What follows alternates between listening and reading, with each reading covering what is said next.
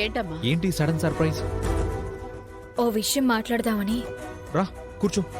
ఆ, పర్వాలేదు. ఏంటమ్మా డల్గా ఉన్నావు? ఏం చెప్పాలనుకుంటున్నావో చెప్పమ్మా.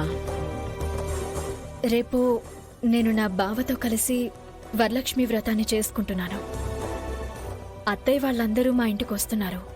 అందుకు మీ అత్తయ్య వాళ్ళు ఒప్పుకున్నారా? శ్రీకర్ కూడా ఒప్పుకున్నాడా? అందరూ ఓ కండిషన్ మీద ఒప్పుకున్నారు.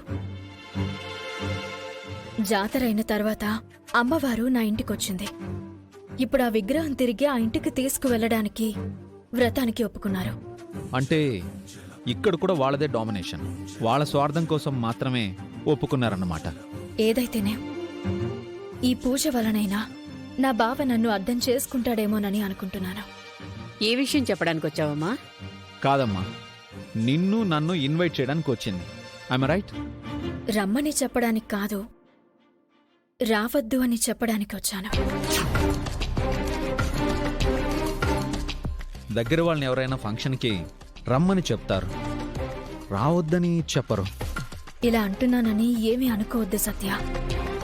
ఎందుకంటే నువ్వు రేపు ఆ ఫంక్షన్ దగ్గరికి రాకూడదని మా అత్తయ్య కండిషన్ పెట్టింది. వ్రతంలో మేము ఇబ్బంది పడే పని మీరు చెయ్యొద్దు. ఏంటది? వ్రతానికి ఆ సత్యాన్ని పిలవకూడదు.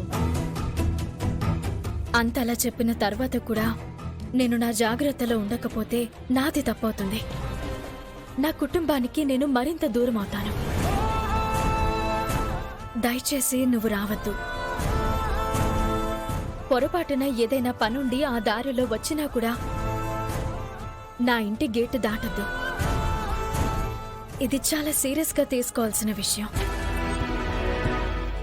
మన మనసులు పవిత్రంగా ఉన్నా మన మధ్య ఏదో సంబంధం ఉందని మా అత్తయ్య వాళ్ళు అనుమానపడుతున్నారన్న సంగతి నీకు తెలియంది కాదు. నీ వల్ల నా కాపురం ముక్కలైపోకూడదు. ఈ విషయం ముందుగానే నీకు చెప్పాలనొచ్చాను. ఆంటీ, రేపు సత్య ఏ కారణంతో అయినా నా ఇంటికి రావాలని ప్రయత్నించినా మీరు మాత్రం రానివ్వకండి. మీరు నా బాధను అర్థం చేసుకుంటారని ఎంతో ఓపెన్గా చెప్పేశాను. నీకు చెడు జరుగుతుందనుకుంటే మేమటెందుకొస్తామమ్మా? మా నీడ కూడా మీ ఇంటి గోడ మీద పడనివ్వు. పచ్చని నీ సంసారం పాడైపోయినందుకు, అందుకు నా కొడుకు పరోక్షంగా కారణమైనందుకు ఇప్పటికే నేను చాలా బాధపడుతున్నాను. ఇంకా మా వల్ల నీకు అన్యాయం జరగకూడదు. వ్రతం బాగా జరగాలి.